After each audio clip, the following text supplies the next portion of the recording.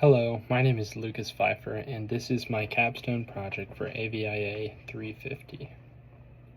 Alright, so for the first question of what is the forecast at the estimated time of arrival at the alternate.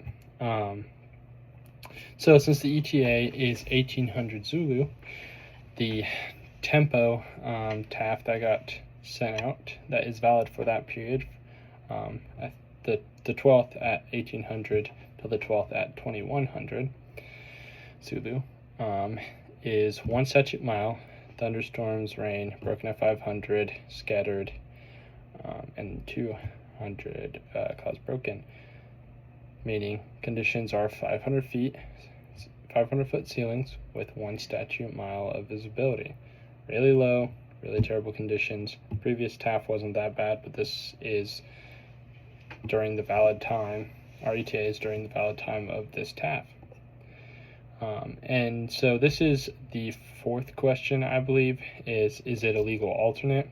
And no, as the required minimums were not met, is what I have written down, and that'll be explained in a minute when we go over nav 1, nav 2 per the F1 and what those mean. It is just, I think, 100 feet short of being within. So yeah.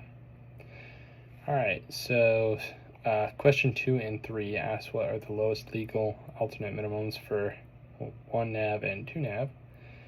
And so nav 1, the requirements are basically that you add 1 statute mile and 400 feet to the lowest minimums listed on the approach. So for that, I used, as you can see in the top chart on the right, that the MDA AGL is the height of touchdown is 410, and then for the nav 1 requirements, that's 400.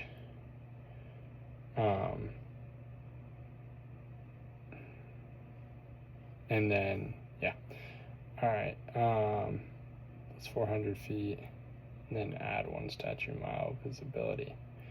So for that, what we would do is we would add 400 feet to the height of AGL, and then 1 statute mile to the visibility listed. So see, I guess the red box that is around it, 1 statute or 3/4 statute mile visibilities are requirements. So for alternate planning beforehand, it is 1 statute mile and 3/4 that is required.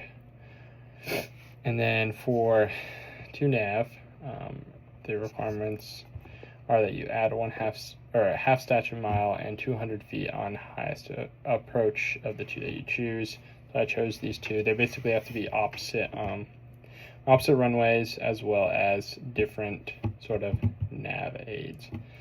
So I used the ILS for the first one and the straight landing runway 4 left VOR approach for the second one. And obviously the highest of those is the VOR. So if you add that 200 to the 851, that's 1,051 feet AGL, and then 3 statute miles visibility, because you have to add a half statute mile to the C category of 2.5 statute miles that's already required. So that kind of sums up the lowest alternate minimum weather planning purposes. For planning purposes, basically, obviously once you get there, if the weather is lower than that, as long as the weather is within the minimums listed on the chart, you can still do it. Just for planning purposes beforehand, you're not allowed to list it as an alternate if it doesn't meet these requirements. That's why I said in the previous question of is it a legal alternate, that no, it's not, because neither of these approaches are below 500 feet.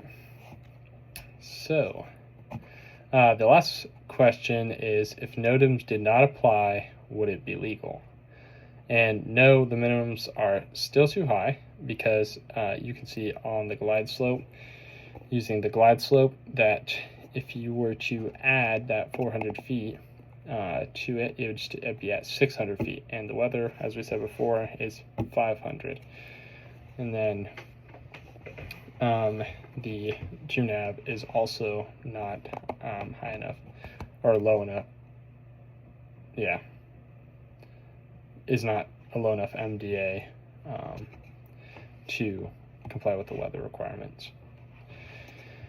And yeah, while with glide slope operative, they would be 600 feet AGL.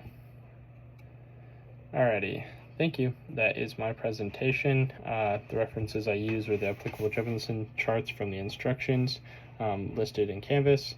The alternate airport weather requirements PDF also listed in Canvas, and then the FOM given once again in Canvas, kind of all of those. And those are my references. Thank you.